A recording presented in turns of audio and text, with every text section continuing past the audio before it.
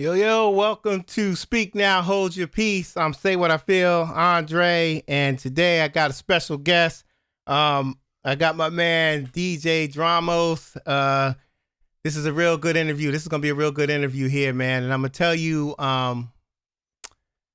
why he's on this show. We're going to be talking about work ethic and, just how hard we work and I don't think there's a more harder working person than this brother right here, man. He does his work, man. I mean, he's a hustler, man. So I want y'all to give it up for my man, DJ Dramos. What's going on, man?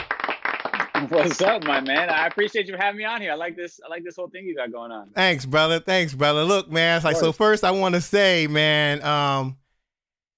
So let me tell you all this. Dramos did he did a show, a daytime show called Quarantine in the Afternoon. It was Monday through Friday. It was at 12 o'clock, from 12 to 1. And it's crazy because I'm always forgetting stuff. And I'm like, yo, I am not forgetting my man's show because it was deep, man. Like, we talked about some deep stuff. He talked about, had some guests on there.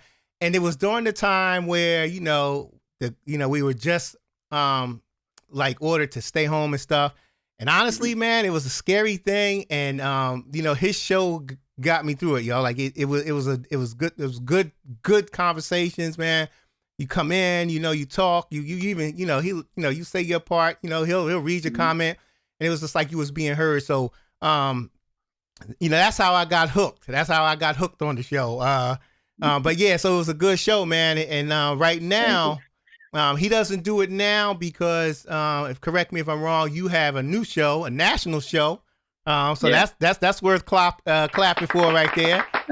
Thank you, man. And that show is called The Recap. And that show broadcasts on Mondays. Am I correct?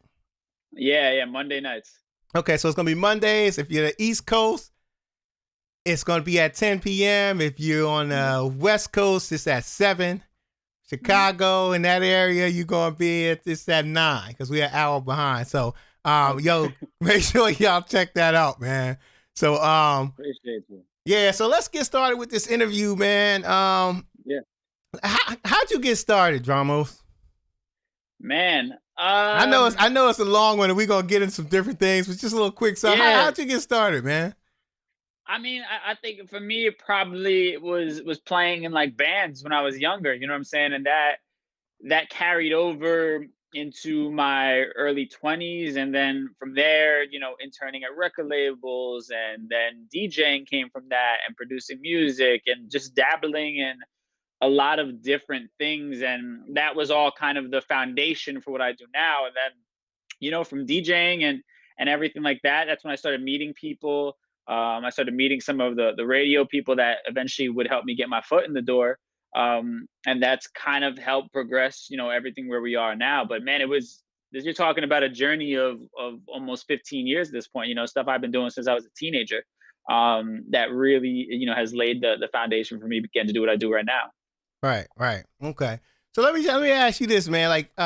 So right now, I do a lot of podcasting, and I think where I'm at, I'm kind of proud of, where I've come from the beginning to where I'm at now.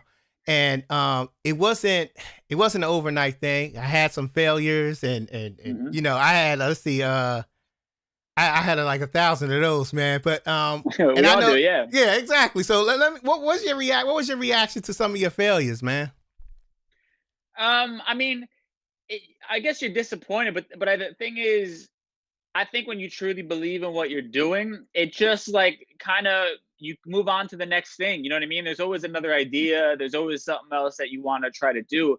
And I think they're all learning experiences. And as long as you don't allow yourself to get sucked up in the sort of worrying about what other people think, because that's the only time you're actually really going to be ashamed of your failure. You know what I mean? Because it is tough to kind of put yourself out there, promote a show on social media. I'm doing this, I'm doing that. And then a couple of weeks later, the show is done because it failed. It fell on its face, and everybody, saw you going hard to promote it. But once you can kind of get past that, man, it's just kind of is what it is. Every failure, after every failure, I kind of jumped into a new project. And I think that's what you have to keep doing until you find success. Is, when one door closes, look for another one. And that leads you to where you're supposed to be. All those failures have given me the skill set and the tools to do the things I'm doing right now. And I mean, listen, I'm gonna have plenty of more failures, I'm sure, along the way. But it's just another step on the never-ending kind of road to getting what you want. Yeah, and I was going to ask you too, and I guess it did, because I was going to ask you if those failures motivated you, or is any point did you want to give up? Because sometimes those things, you get enough of them, man. It's just like, no, it ain't even worth it, man. But Yeah. I was going to ask, like, did it motivate you? Did it really motivate you, or did you have times that you want to give up? Of course, man. Yeah, I mean, plenty of times that I want to give up. I still have those days.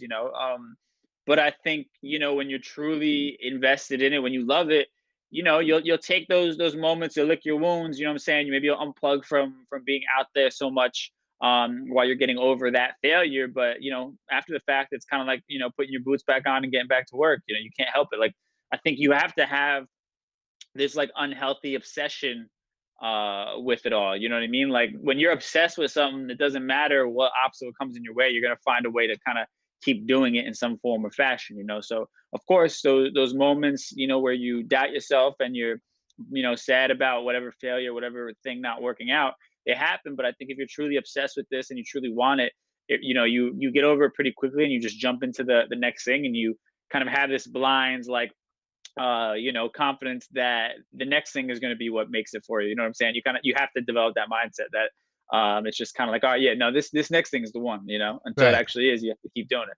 Right, right, and that's true, man. Because I'm gonna tell you, man. Like, there's times where I'm just like, this ain't gonna work, man. But it's just Hmm. like, and I'm gonna get on that later on. But it just takes time. You can't just overnight success ain't gonna do it, man. You got to have Right. some failures. I kind of equate it to learning, like just learning in general. So you go, Right. you're a kid in class, your first grade. Your teacher asks you what's 1 + 5, and you say 3. Hmm. It's a mistake. She'd be like, Right. okay, this is how you do this, and now you learn from it. So Right. a lot of people, I hope they realize that you learn from your mistakes, and these mistakes, they're not for nothing. It's only going to make you better. What doesn't kill you, will only help you. You know what I'm saying? Of course. So that's my philosophy too, man. I think we all have failures, and we need to just kind of take them and learn from them. So Yeah, I mean, that's what they are, man. They're learning lessons. And I was even thinking about this the other day, where it was like, for a long time, I would get frustrated that I didn't have other like-minded people to kind of join me on my journey, or to build a team, or this and that. But the reality is, like, not having anybody that I could count on a consistent basis led me to like being able to do so many things on my own. You know what I mean? It led me to me being able to produce a show on my own, with the technology and the cameras and the audio and everything like that, that now, like, I'm getting opportunities because I can be a one-man show. You know what I'm saying? So it's, when you look at it in that way, it's like, bro, like, all those failures, all those moments where I was feeling down about not having the resources to get stuff done, like, that made me have to learn how to do stuff on my own. And now that's the reason why I'm finding success. So right, you just right. have to remind yourself of that. And it's tough when you're actually in the moment, but trust me, it all pays off. Yeah, yeah, and one thing you said about doing it all by yourself, that helps, man, because like Hmm. I think people can cripple you, man, by waiting for you. Like, if you Yeah. I've waited for people to let's do this, let's do that. But if the motivation ain't on like equally Right. level, somebody's going to die out, and they're going to leave you hanging. Yep. Even with this stuff here, like with the podcast stuff and the show, it's just like I do the graphics. I do it all on my own, because Hmm. not saying that somebody can't do it for me, but it's just like I can wake up 3 in the morning and just start doing it.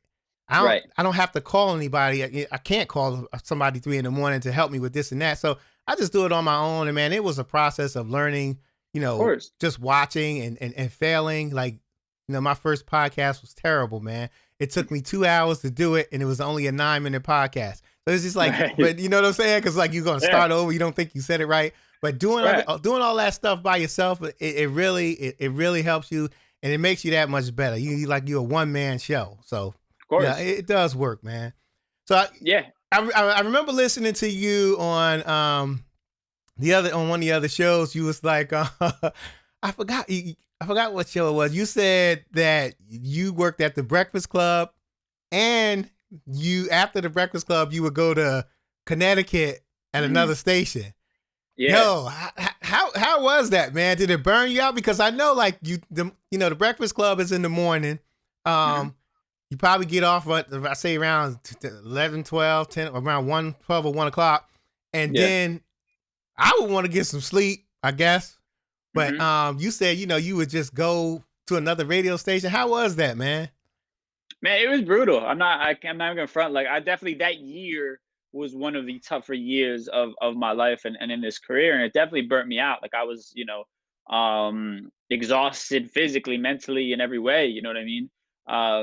But I was in the mode of just like, I wasn't in a place to be turning down opportunities, you know what I mean? So Right, I was right, still in that learning phase, and I had to just kind of keep my head down and just say yes to whatever was coming my way. And I probably maybe took it a little bit too far to a degree, but at the same time, I don't regret it, right, Um, it wasn't easy at all, man. But it laid the groundwork once again for the things I'm doing now. That Connecticut opportunity was something that I wasn't getting anywhere else. So being able to say I did that, and all the things that come along with it, allowed me to do the things that I'm doing in New York right now. So it was right, tough, and I had to do what I had to do at the time. But it's all kind of paid off because now I have it all on my resume, and I have a track record for doing these things. right, right. So what? So when you was driving up there, Mm. was there one particular thing that motivated you? It was just basically just doing what you got to do for the overall success. Yeah, I think I just had my blinders on, because bro, I was getting paid minimum wage in Connecticut. Like, a lot of people will think that radio and entertainment industry, like, there's all this money getting thrown at you and all these different things. But when you're in a small market, like a place like Connecticut, I was making like 8 something an hour. You know what I mean? So to me, Mm. I didn't even think about the money because it wasn't real money. At that point, um, to me, it was like, all right, this is like an internship, essentially, is how I was looking at it. And it's something that I'm going to be able to use on my resume to get me the gig that I actually want. So that's how I was looking at it at that time, and how I still look back on it now. Right, right, So that's what I kept in mind, just my greater vision, my greater goal. And I realized that this was a necessary step to get me there. right, right. And you said something about you mentioned your vision and your goals. So let me ask Hmm. you this, man. And I always refer to myself because I think you and I are a lot alike in terms of certain things, in terms of trying to hustle and do what we got to do. So when I Hmm. first, and I'm always refer to this podcasting thing because that's what it was. When I first started podcasting, I wasn't like everybody else. I said, where do I want to be at like 3 months from now? How many Hmm. downloads do I want? How Right. many people I want subscribed? And then I asked myself, now 6 months from now, what am I looking for? What am I looking for after 6 months and 9 months? And then I finally did a year, and then I did a 5 year goal. How do Hmm. you how do you set your goals? I mean, I think that's great what you're doing. I think that that's incredible. Mine's not too off from what you're doing. I do 3, 6 a year, and then 5-year goals.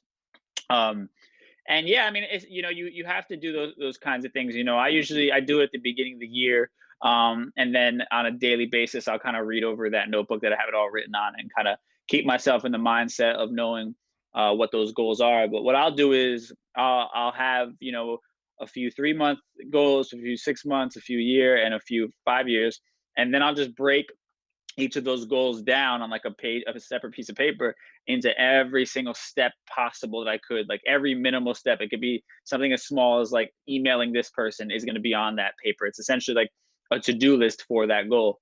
And that's how I kind of attack each week, is I'll pull from each of those, goals, and pull the tasks that I could be accomplishing right now, and just slowly, cross them off until finally I hit that bigger goal. But yeah, that's how I break it all down. Okay, all right. So let me tell you this, man. I'm like this guy that likes to do different projects. The more the Hmm. merrier, to a certain extent. And Right. um there's times where I'm just like laying in bed at night and I'm just like, man, that's something that I need to think about. And I'll get up and I'll go downstairs and I'll write it down. Hmm. And sometimes I reach a certain point of like, I'm so excited about the new project. The anxiety hits Mm-hmm. me. Like when I say anxiety, I mean like a good anxiety, not like, Right. like, oh, anxiety, like I'm freaking out, but just good anxiety because I'm so excited to to get going with this project. Now, Mm-hmm. with that said, first of all, do you ever get that? Do you ever get these ideas for projects and stuff just like in the middle of the night or whatever, just in the middle of doing something? And if Mm-hmm. so, do you feel any level of pressure to get it done, being that you got so many projects and so many things going on with you now? Yeah, I mean, I'll be driving and I'll just start getting ideas. You know what I'm saying? Like I could be listening to a podcast or audiobook and it'll like spark an idea. And I'll just like get excited. I'll put it in my phone. I want to work on it and things like that. I think you just got to be careful of not taking on too much. And that's hard to do because as creatives, you're never, for the most part, at a shortage of things you want to be doing, ideas you want to be, flushing out, or creative projects you kind of want to be trying. You just kind of, I think for me, I break it all down into like what I see my overall grand vision of what I'm doing and what I want to be doing. Right. And does this specific idea feed that right now? And I think you just got to be honest with yourself. Sometimes, man, I'll have ideas and I'll just go and do a ton of research, and that kind of scratches that itch to a degree. You know what I'm saying? I'll like write down a plan for it, and I might never really flush it out completely and do it, or it might just like take a while for me to actually do it. But at least I get that excitement out of me. I get that like joy of discovering something new. I think you just got to know, when the timing is right. You know what I mean? It's kind of like, for a long time, it didn't matter where I was working, even if I was at the Breakfast Club and I had a job in Connecticut and I was coming back to New York and doing all these different things. I was always looking for like job openings. You know what I'm saying? Like religiously every morning checking what's the newest job opening, this and that.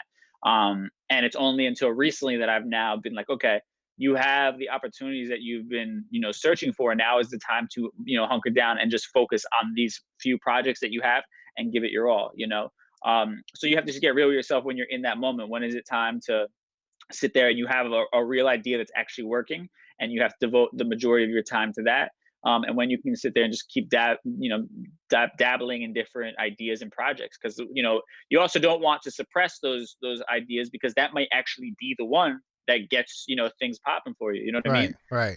So it's tough. You have to have this level of like self awareness of knowing, okay, is this like a project that I'm going to have fun with and is like a side thing, or is this going to be one of my core things? And that's another thing, is like I break down who is Dramos, like what are the core projects for Dramos, and everything else is just kind of like, okay, it's an idea, an extra project I put out there, blah blah blah. But like another goal thing I do is I'll look at somebody that I look up to and I'll say, okay, what makes this person this person? Like Charlemagne, for example, I'll break down what is the biology of Charlemagne's career, and I'll break down the core fundamentals that make up Charlemagne, and I'll kind of be like, okay, well, what is that in comparison for me, this and that. And then you have other projects on the side. It's okay, when I get some free time, I'll throw that one in there just for fun as like a side thing. And I think Yeah. that's kind of how you have to look at it. Yeah, that makes sense. That makes sense. And what's funny, man. I realized like if you have too many projects, like you said, basically too many projects can hurt you too, because Yeah.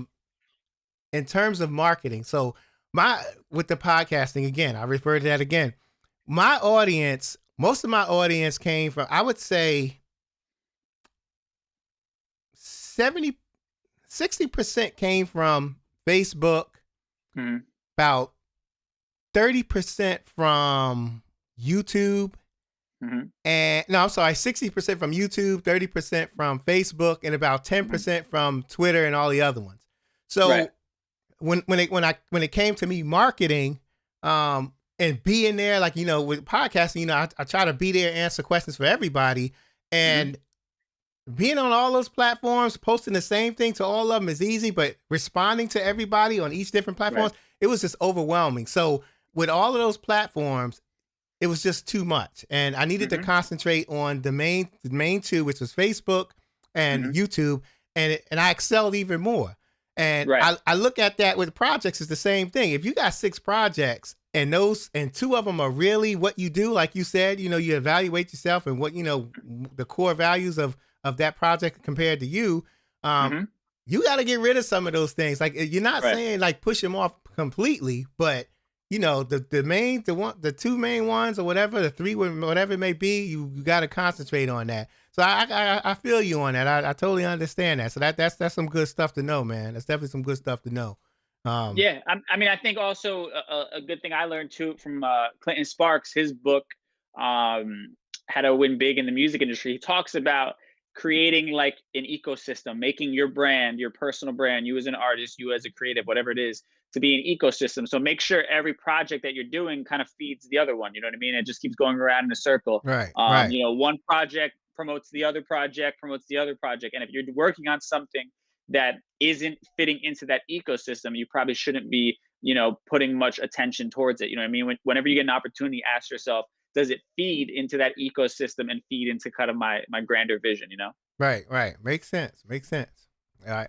Let me ask you this, man. Let me see what's going on here. I think I got a little something going on with this stream quality. Okay, Mhm. now. All right. Let me ask you this, man.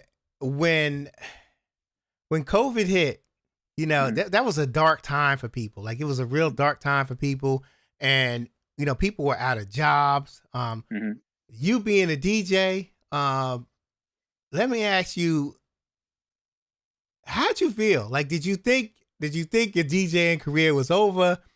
And how'd you respond to it? Because like sometimes it's those dark times and those moments that you really are in hell that you Yeah. come out of it with something good. Like my wife, she wound up starting her business during COVID. And I'm telling you, man, she's doing real good. She's doing like super Amazing. good with it. So, in those dark times, what were you thinking? What was going through your head when it's like, because you DJing, it's like, okay, all the parties, Yeah. that's going to be shut down. What was going through your head? I mean, I would say first and foremost, I was lucky that I had the Breakfast Club, so I had that check Mm-hmm. um, still coming in. I mean, there was also a lot of layoffs happening at iHeart, so that was a concern that what if something was to happen with that job? But beyond that, my lifestyle had been set up with DJing, the income coming from that being a part of how I lived my life, from my apartment to my car, all that stuff, because I've been doing it for so long that it was steady income for me. But at the same time, I mean, I've never been one to kind of put all my eggs in one basket. You know what I mean? I've always like wanted to diversify how I generated money, and I never want to rely on just one thing for my livelihood. You know what I mean? I don't want to let any one thing or any one person be in control of whether or not I eat that day. You know what I'm saying? So uh, I was lucky enough in that sense. I had other projects going on. Now I had to like really bootstrap everything when that happened and be smart about my money. But at the same time, I also saw the opportunity in having way more free time than I've ever had before in my entire adult life. To explore other projects, and that was a part of the when I started doing the Instagram live and all that stuff. Things that I had been interested in, ideas that I had that I never was able to really dive into just because I was always so busy. Mm-hmm. And if I wasn't busy DJing or working at the radio station or doing whatever, I was recovering from, being so busy. You know what I mean? Right. So that free time, I kind of just saw it as an opportunity. I knew that at that time, people are going to be looking for entertainment and things like that. So I chose to, once I kind of got over the initial knee jerk reaction of being upset about it all, um, I was like, man, there's so much opportunity in this moment right now. And the world is probably going to be an incredibly different place once all this is over. So I might as well kind of take advantage of whatever new things are happening, because that's probably going to lead me to opportunities once this whole thing blows over. And that's kind of fortunately exactly what happened. But that was kind of my mindset going into it. Right. Right. Okay. Um, I just lost train of thought. There was a question that I had for you. Okay, here Mhm. I do remember now. For me, now I have a nine Yeah. to five. Yep. Um, when I get off at 5 o'clock, like I'll work all day, and I'm sitting on this computer all day because I can't go in now. So now we work from home. Right. Um, and I'm looking at this computer all day, and it's just draining. Sometimes it's a Of little course. bit more draining when you're sitting down and not doing anything in terms of Yeah. just typing and stuff. Than going different places like I was doing. Mhm. So at 5 o'clock, you would think that, at 5 o'clock, I'm just drained. I'm going to go rest and chill out. For me, it's just like hypes me up. 5 o'clock, I Yeah. get hyped up because I go from work to Mhm. my work. And Mhm. and I don't feel any type like it just changes my whole mood. I'm still a little tired, but Of course. it kind of motivates me to be like, I'm forgetting about the tiredness and I'm just going. Do you find Yeah. yourself doing that? Like when you're at the Breakfast Club or you're at work and then you get off, you just jump into your own thing, working on your own stuff? Yeah, I mean, when I leave the Breakfast Club and when I walk in the door of my house, it definitely feels like my day is now just starting, you know? And that's no like shade to working at the Breakfast Club, you know, I enjoy it and all those things, but it's not like I'm not in a role there where I'm doing something to serve myself or serve other people in the way that I want to necessarily, you know. I'm very much there to fulfill a job and it's an awesome job and I love every bit of it. But I'm there to assist them in having their voices elevated, you know, and sounding good on the air. So when I get home, it's like, all right, cool. Now I get to focus that same energy on having my voice elevated and focusing in on the projects and the issues that I want to focus in on. So yeah, I definitely, I mean, I still need to take like a little nap when I get home, but I definitely do have that feeling like, cool, and like now my day is actually started. It feels like I'm just like kind of waking up for my day to get started at that point when I do get home from the Breakfast Club. Okay. All right. Yeah. And I wanted to ask you, man, what's your typical day, man? Like from start to finish, like what is your typical day? Do you like meditate or Mm. exercise, go to the gym? So I typically start my day at 3 a.m. I'll get up, I'll do some meditation, I'll get a quick little like workout in, and then I'll hop in the shower, and then I'll kind of journal a little bit, and then I'll read like a chapter from. I usually read Clinton Sparks' How to Make It in the Music Business because that kind of just starts like getting ideas rolling in my head.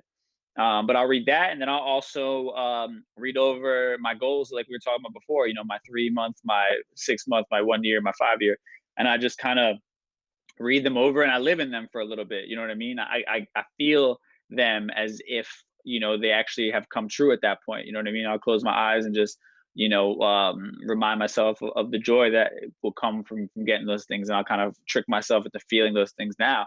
And then at that point, I'll make a little like protein shake, and I'm on my way to work at that point. But that first like hour and 15 is like strictly just for me. Mhm. Before I go to the Breakfast Club and that kind of stuff. And then Breakfast Club is over, I come home, I'll have actual like breakfast at that point. I'll take like a hour nap.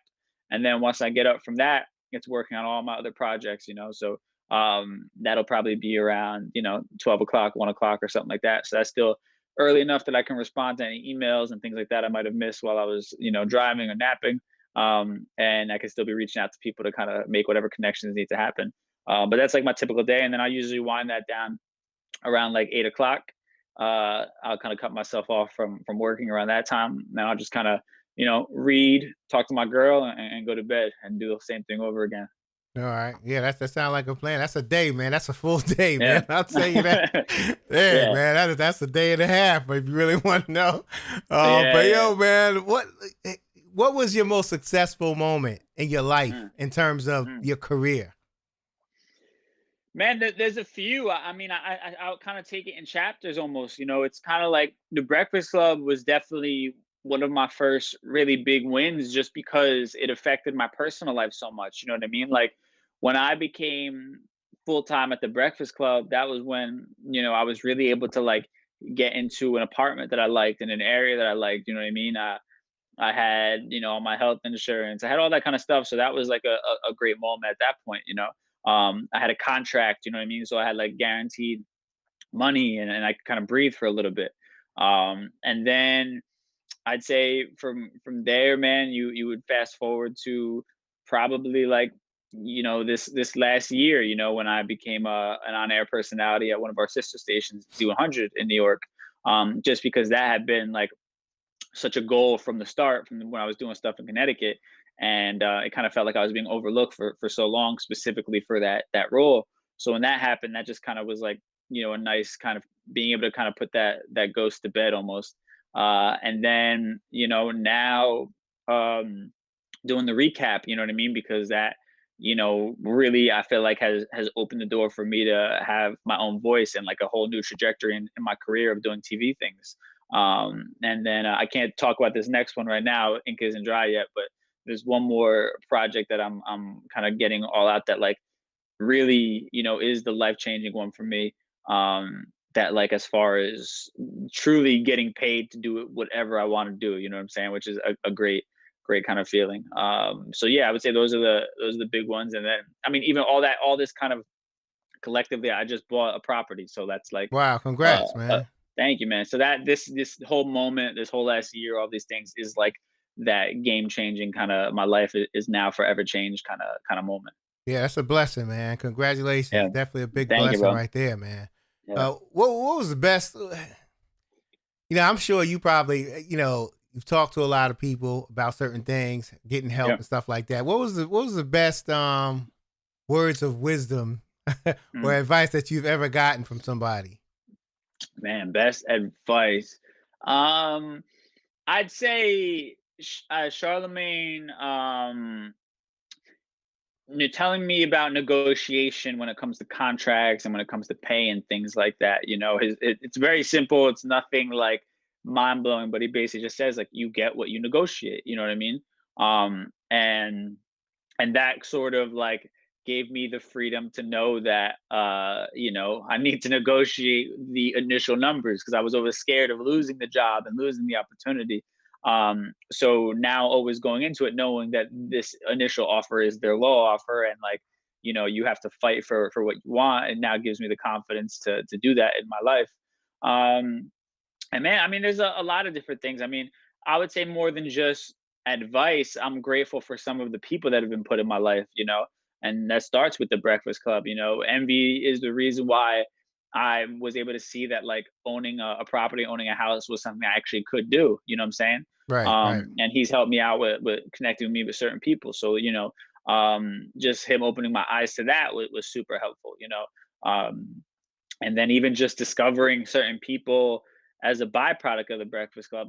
Humble the Poet is somebody that I'm very big on. He's an author, writes some great books, and he was on the Breakfast Club. And from that, I developed a personal relationship with him, and just being able to read his work and having somebody like that you could reach out to who makes you think and really is so insightful. Stuff like that to me is what's kind of game changing information aside from just actual specific quotes. To me, it's more so kind of moments and people and things like that I can refer to.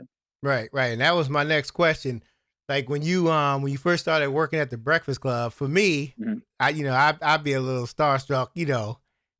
it'll take me a while to get out of the starstruck stage, but Yeah. um at that point, if you were in it, if you had any starstruck, you was in that stage, when you Mhm. got out, um what did you learn most about, and how I guess what have you learned most about just watching the interviews?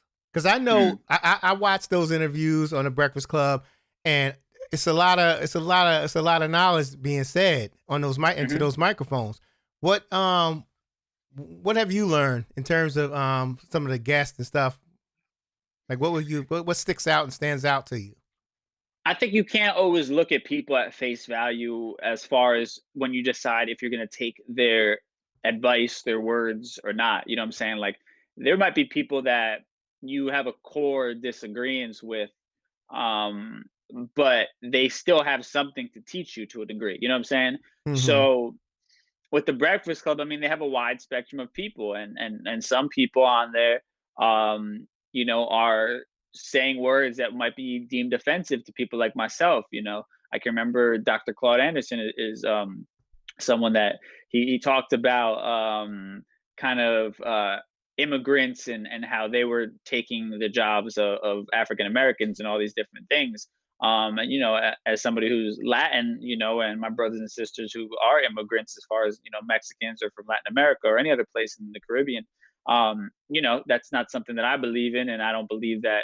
To me, that's more hate speech being brought upon people. Yeah, But yeah. at the same time, while I disagree with him on that, um, he's a very very intelligent guy and has other words of wisdom. So I can listen to that stuff, and hear the some of the stuff and apply it to my own life. You know what I mean? I think one of the best things you can do is don't allow your disagreement with that person as a whole, or even what they're saying. You don't have to take it in complete literal. It doesn't have to be literally what they're saying. Like, I can swap out different figures or different characters in their story, and to make it kind of suit what I'm thinking of, and it'll still kind of work. Right, right, um whether it's like the people from the Nation of Islam and things like that, like, they're not speaking to me, but like, I can understand some of the core values, or like just some of the organizational skills that they're applying when it comes to talking to men of color. So I kind of tried not to take anything personal, and I just look at it in that way. right, And that's right, one of the big things that I've kind of learned from it. right. Yeah, because I've watched some of those episodes of the Breakfast Club, Mhm. and I'm just like, man, I don't know if I could sit there Right. and listen to this. But I mean, it's your job, so I guess you have to. And Right. if Right. it was said in front of my job, I guess I would have to. But it's hard, man, because I Of listen course. to a lot of people in there. Like, I totally disagree with what they're saying. But Hmm. it is what it is. People have their own opinions, and Right. it's just an opinion. It's not saying it's right or wrong. That's what you think, and I gotta respect it. But it is what it is. Yeah, But I mean, it's the you gotta. To me, I always try to understand the lens of where they're coming from, and not to say that I agree with their behavior or anything like that. But to me, it is interesting to know where this idea that you have in your head comes from. Like, I hate racism, and anybody who supports racist, to me, is a disgusting human being. But right, I'm also interested in knowing, how is it in 2021 you could still have such a blind eye to that. You know what I'm saying? Like, that still is fascinating to me, because I can't like, it's so outside of my own world that I can't wrap my head around it. I'd be interested to know where this is coming from. You know what I'm saying? To me, when you really want to address the problems and evils and things like that, you have to also know the root of it all. Like, where are people getting this information that is now creating their thoughts? right, And right, that's to me very fascinating. And while I don't want to empower them or anything like that, I think to also know how to handle those people, or how to correct those problems, I also need to know where is it that they're getting that information. Because the reality is, man, like, somehow, some way, those people think they're justified in their thinking. right, And right. for people to be so matter of fact about something like that, like, we have to address where that's coming from, that makes them feel so empowered to feel that way. Right, right. True indeed, man. True indeed. That's a whole nother show too. Yeah. Honestly Yeah. speaking, that's a whole nother show, man. And we need to Yeah. talk of that. We need to talk about that, man. Sure. Um, we I think we're molded as people. We're molded based on the people around us and what we see and who Right. we grew up around. Did you have a mentor growing up? Or just during your career, a mentor, like a career mentor? Um, Not really, man. I wasn't fortunate enough to really be around anybody who was doing the things I wanted to do. I was also fortunate enough, I will say, that I grew up in the era of YouTube and things like that. And I was always big on, even just, when you talk about MTV or VH1 back in the day, I loved when they would do like the shows like Diary, or like any behind the scenes type of content. I would, kind of look at those artists, and for me, I never looked at it as untouchable. I always just kind of looked at it as like, oh man, like, let me kind of subconsciously study how they got to do what they do, and how they move, and how they are, and apply it to what I want to do. So like, I kind of always looked at those people as mentors, I guess, without even realizing it. I was always big on buying, like, back in the day when artists used to put out DVDs and things like that, and you got to see like their come up story, or any documentaries behind the music, all that kind of stuff. Like, that was always big for me. And I would kind of look at certain things and apply whatever I felt like worked to me. I would apply it to what I wanted to do. Right. And then eventually, obviously, as I got the jobs in radio and things like that, the people that I work with, my coworkers, have become, mentors to me, and people that I look up to and things like that. But I always was just, for whatever reason, I didn't have that filter of like, oh my God, whatever this person is doing is so unobtainable. Like, a lot of people, I think, do, and that's a lot of people try to talk you out of like pursuing your dreams, because to them it seems crazy. But to Right. me, I was always able to really like hearing somebody's story. It was easy for me to deconstruct it and kind of see like the principles they were applying and things like that. Right. Right. Definitely, man. I want to get into, before we wrap this up, I want to get into ask you a quick few questions about Yeah. just looking out for other people and helping others. Mhm. Yeah. I have the worst memory, man. My wife will tell you I forget a lot of stuff, and sometimes I forget stuff. I don't forget stuff. I remember the hardest stuff that's that people just can remember real easy. You know what I'm saying? Right. But with that said, I don't remember where, man. I think it might have been one of your shows. You said it doesn't have to be lonely at the top. Yes. What do you mean by that?